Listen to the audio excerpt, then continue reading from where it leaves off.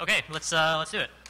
Good evening, everyone. Happy to be here. My name is Tim Hwang. I'm excited to be part of Ignite Bay Area. My talk tonight is entitled Exterminate, Exterminate. The original subtitle was On the Robotic Subjugation of Twitter, which, needless to say, is a very broad category, so I'm going to see what I can do in the next 5 minutes. I'm going to begin today by talking about Capture the Flag. Of course, this is not the Capture the Flag that you might remember from your middle school and high school years, but instead the Capture the Flag that's played by people in the computer security and hacking world that some of you may be familiar with. And the premise of Capture the Flag, if you're not familiar with it, is pretty simple. Basically, teams control networks of computers, and it's a competition in hacking. I win points by knocking out your computers, and I win by preventing you from getting at my computers. And I start to think about this, right, and got really excited about the idea of applying this concept, this competitive concept, to an entirely different type of network. That is to say, a social network of humans. Could we play a hacking game with communities of people online? And that leads us to a project that just went down in January and just wrapped up on Sunday that we affectionately call social bots. And the premise of social bots is like Capture the Flag. It's pretty simple. Basically, we first identify a group of 500 users on Twitter that are unsuspecting. And then teams compete to program bots to influence these people to behave in certain ways. And we award points. So this is actually the network. Obviously, the data's been anonymized because we wouldn't want to show that off. But we took a network starting from a bunch of people who talk about cats a lot and then pulled out from there. And the way people do this is you actually form a kind of social battle bots as people program bots to basically compete in influencing and shaping the structure of these social networks.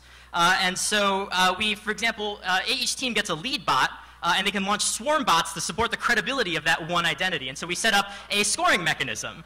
So the lead bot, for example, gets 1 point for every mutual follow, 3 points for every social response they generate, retweets, @replies, so on and so forth. And if you're really spammy and you get killed, we penalize you. You lose 15 points on Twitter, right?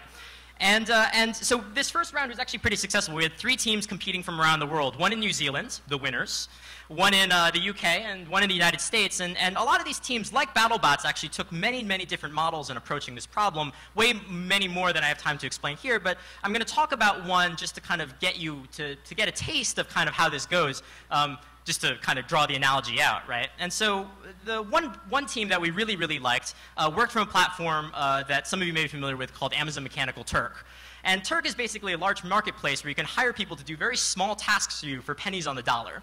So we decided, or the team decided, not us, to program a bot that would actually draw content from Amazon Mechanical Turk. So the Turker would say something about your day in 140 characters. Tim just said this. Won't you say something back to him in 140 characters? And these Turkers have no idea where their content's going, but you can power whole synthetic communities of people who are talking to one another. So you can generate social capital for, you know, pennies on the dollar. It's on the cheap.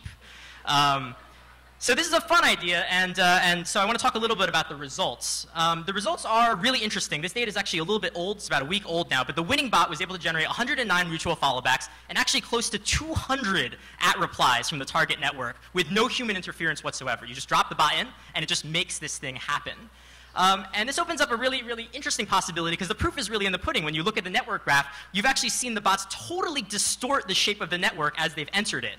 And it does this all completely, again, without human interference. So these bots are actually now closer to the central of the network than the original communities they began with. So the fun thing is, what's next, right? Where do we go with this? This is kind of a funny concept, like, oh, Tim, what are you going to do with this? And so the next step is, if you can prove that bots can influence people on the 500-person scale, what about increasing it to 5,000 or 10,000 or 100,000 people?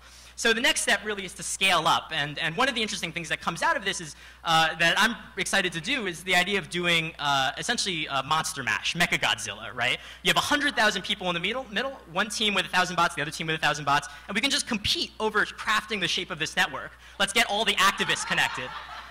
Or you can play dystopian games. Let's get all the activists disconnected. And so you can play these really interesting things about playing a game on actually this scale, and we're looking to do so into the future. But obviously these bots are an example of a new kind of technology, really, which are these bots can actually actively craft social structures without anyone actually knowing. So these are actually, in some ways, things that allow you to harvest and grow social capital, which leads to some really interesting possibilities. And there's another layer to this, which is the degree to which teams kind of acquire expertise in building this this technology and opens up a future of a kind of social security, a social hacking, right? Where teams play a role not only in influencing and compromising social groups, but may play a role in defending themselves against influence. I don't know if this is going to happen, but it certainly seems really interesting considering things on the 500-person level. In any case, here's my obligatory contact information. Thank you very, very much for all your time tonight.